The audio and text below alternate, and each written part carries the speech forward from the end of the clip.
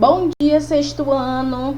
Hoje é a nossa aula de revisão de produção textual ou redação, como vocês quiserem colocar.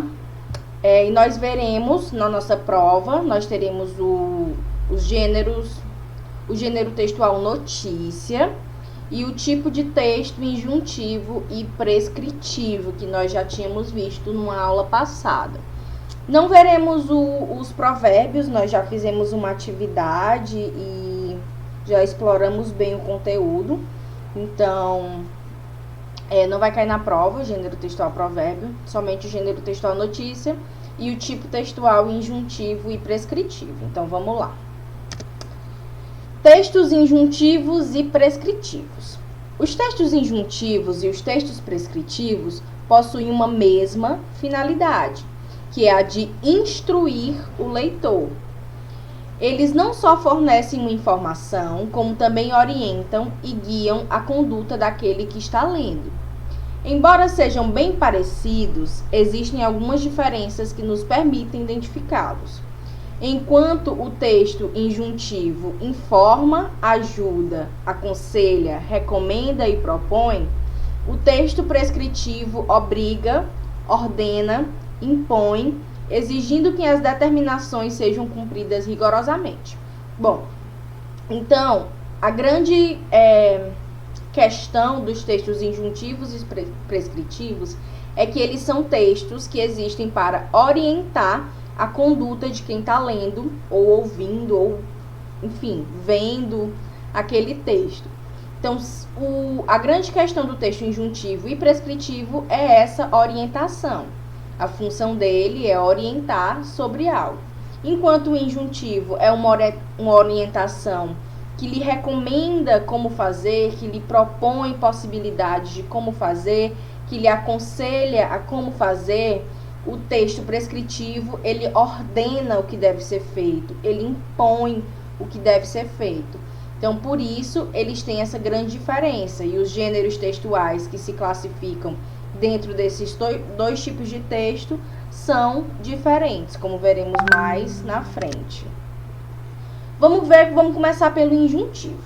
O injuntivo, que também é conhecido como gênero textual instrucional ou texto injuntivo instrucional, temos aí essas três nomenclaturas, apresenta as seguintes características: instrui ou induz o leitor a proceder de determinada forma, utiliza uma linguagem simples e objetiva, permite a liberdade de ação do leitor, emprega verbos no infinitivo, imperativo ou presente do indicativo, sempre indeterminando o sujeito. Bom, quando você tem, por exemplo, uma bula de remédios, a bula de remédios lhe indica como que se deve ser utilizado determinado medicamento. Então, o que ela está fazendo? Ela está lhe instruindo acerca do uso daquela medicação. Por isso, é um texto do tipo injuntivo.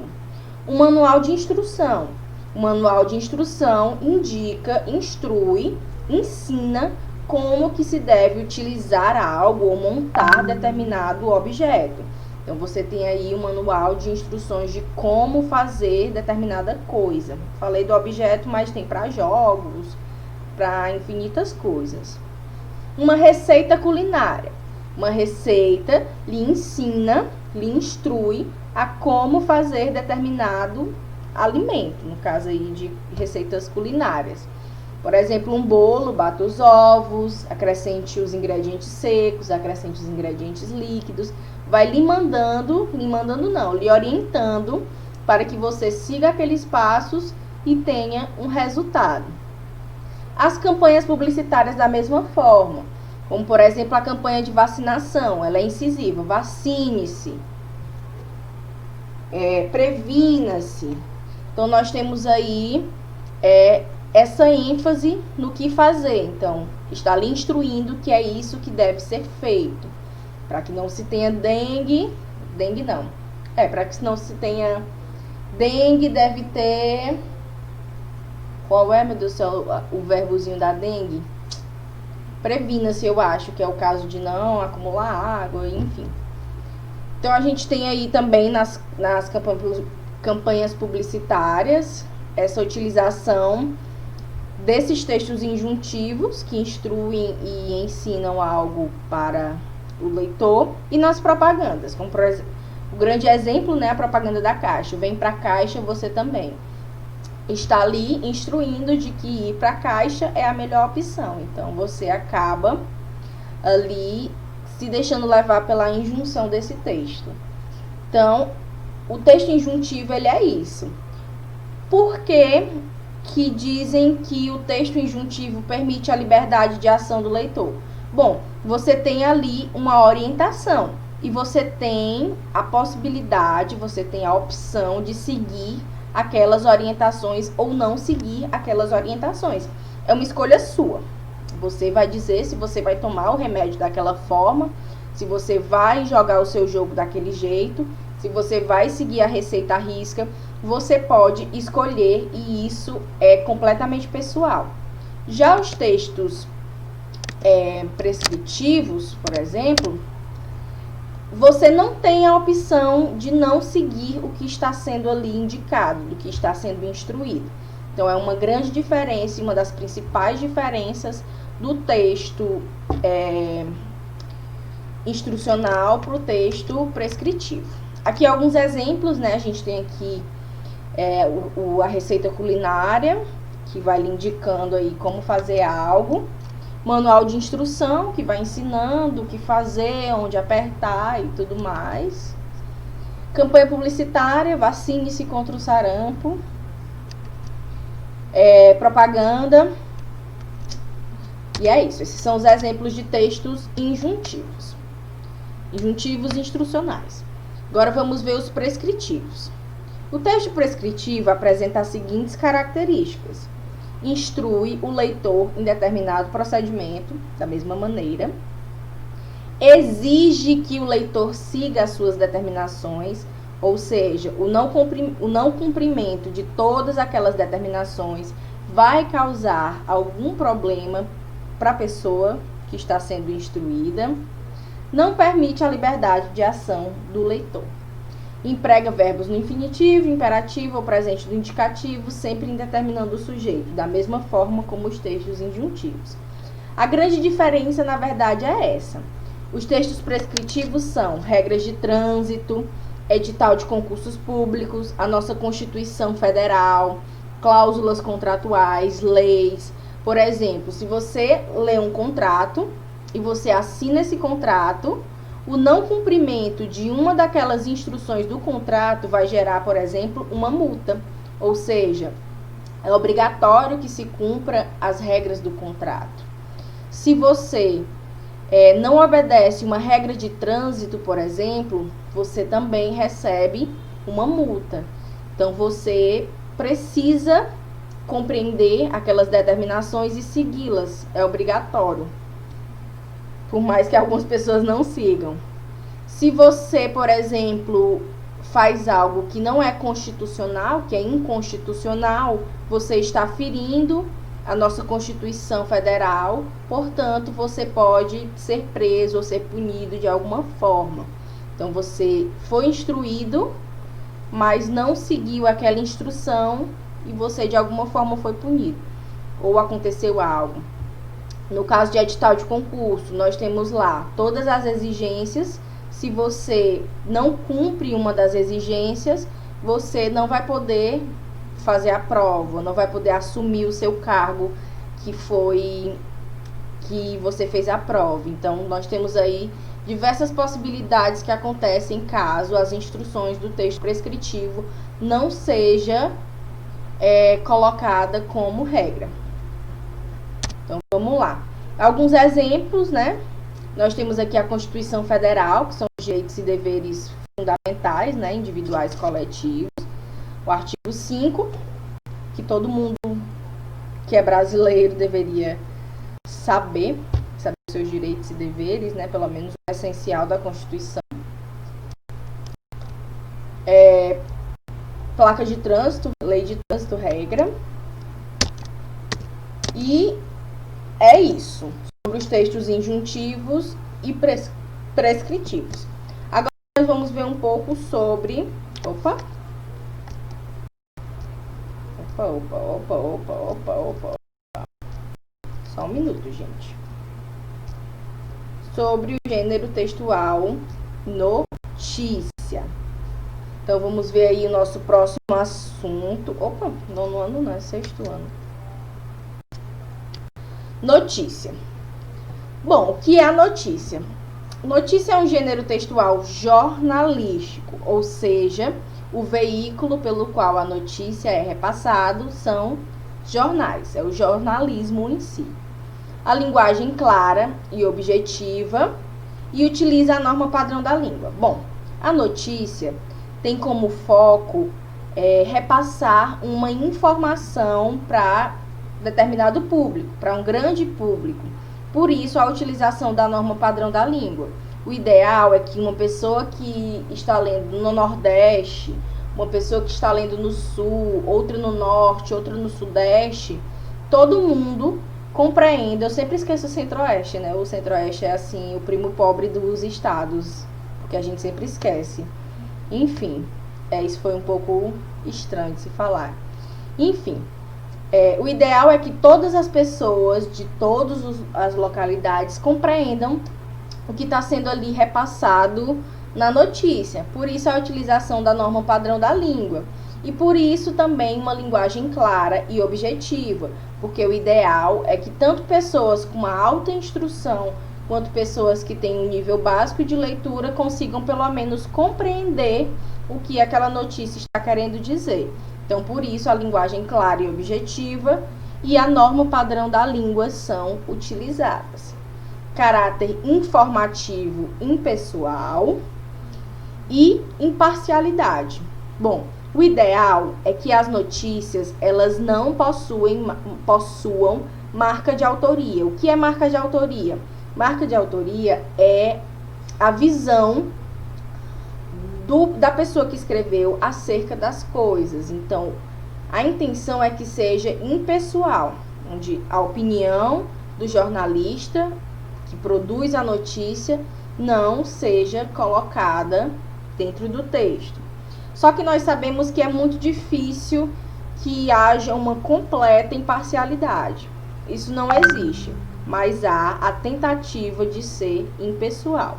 E o ideal é que seja o máximo possível. Bom, aqui nesse primeiro slide, né, foi colocado ali o jornalzinho, que era como a gente se informava há alguns anos atrás. Hoje em dia, as notícias são vinculadas nos tablets, computadores, celulares, podcasts.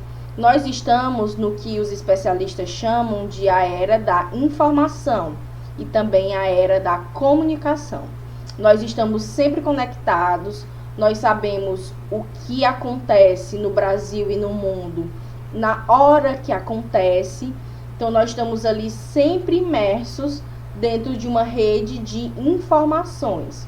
Hoje em dia, nós temos até transmissões ao vivo para relatar acontecimentos, coisas importantes para o Brasil e para o mundo. Então, a gente tem aí essa informação na palma da nossa mão, literalmente, um tempo inteiro. Isso é muito importante para que a gente compreenda a importância do gênero notícia dentro da nossa sociedade contemporânea, nos dias atuais. Então, a gente tem aí esse gênero textual importantíssimo, que é a notícia. E nós temos os elementos dessa notícia. Vocês podem acompanhar pela apostila de vocês, onde tem a parte de notícia. Deixa eu ver aqui. Página 72. Então, a gente tem o título, que também é chamado no jornalismo de manchete. Nós temos o subtítulo, que é um texto de apoio que vem logo abaixo do título. Ele não é obrigatório, por isso ele está ali com asteriscozinho. Ele só vem às vezes. O primeiro parágrafo da notícia é o que nós chamamos de lead. Nós temos a versão em inglês e a versão aportuguesada, lead, que é como se fosse um resumão. Bom, você sabe de tudo da notícia logo naquele primeiro parágrafo. E aí você tem o desenvolvimento desses elementos no corpo do texto, no resto do texto. Então, o lead, esse resumão, responde o que aconteceu, com quem aconteceu, quando aconteceu, onde aconteceu, por que aconteceu e como aconteceu. Então, nós temos a resposta para todas essas perguntas no primeiro parágrafo da notícia. E logo em seguida, no corpo do texto, nós temos o desenvolvimento dessas informações. Vai detalhar cada uma dessas informações. E nós temos também, nas notícias, os recursos extralinguísticos, que são muito importantes. Gráficos, imagens, vídeos de apoio podem ter, se for uma notícia digital. Então, nós temos aí esses recursos que são muito importantes para a construção de sentido dessa notícia. Qual é a função social da notícia? Nós sabemos que todos os gêneros textuais, eles possuem uma função social, ou seja, eles têm determinada função dentro da sociedade, ele serve para algo na sociedade. A notícia não é diferente. A notícia pauta-se em relatar fatos condicionados ao interesse do público em geral. A linguagem necessariamente deverá ser clara, objetiva e precisa, isentando-se de quaisquer possibilidades que porventura tenderem a ocasionar múltiplas interpretações por parte do receptor. Ou seja, a função social da notícia é informar sobre fatos e acontecimentos de interesse público para um grande número de pessoas. Então, essa é a função social da notícia, é a informação. Bom, o que nós deveremos fazer quando estamos diante de uma notícia? Primeira coisa que nós devemos fazer, obviamente, é ler a notícia, né? Depois que nós fizermos isso, nós vamos ver o veículo, ou seja, onde essa notícia foi repassada. Foi no G1, foi no R7, foi num blog da minha cidade. Enfim, eu vejo onde foi repassado.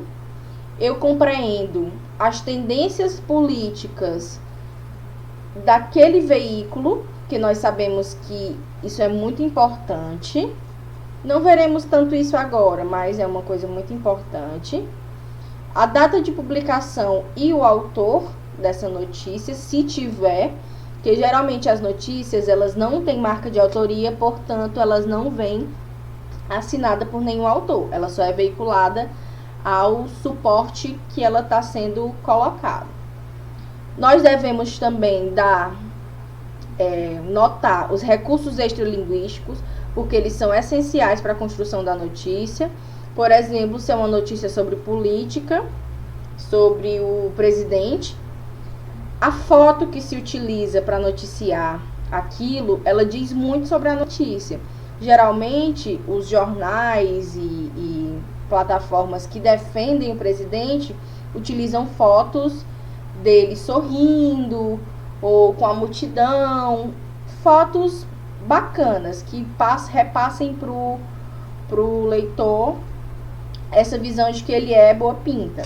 Enquanto jornais que são contrários, geralmente, trazem fotos onde ele tá carrancudo, onde ele tá com aquela cara dele do Bob Esponja quando foi visitar a terra, cara seca.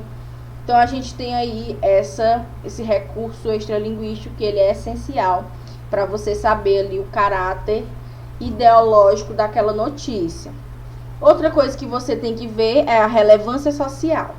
Bom, as notícias, elas precisam interessar a um grande público. Se uma notícia interessa a 2, 3 pessoas ali, é uma fofoca. Agora, se interessa a um grande público, vira uma notícia. Outra coisa também a se reparar é o público-alvo. Porque uma notícia sobre a vida dos famosos tem um público-alvo específico, enquanto notícias sobre política internacional tem um outro público-alvo. E é muito importante saber a quem se destina essa notícia para que se possa fazer ali uma adequação de linguagem, uma adequação de tudo. Então, isso é super importante para notícia.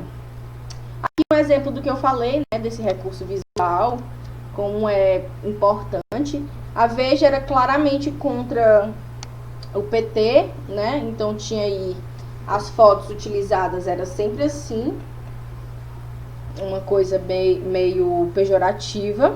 Enquanto a Carta Capital é uma revista com tendências políticas esquerdistas, e aí utiliza uma imagem governo no breu, ou seja, sem a presidente, nós não temos aí um bom país. Utiliza uma imagem com uma visão mais construtiva.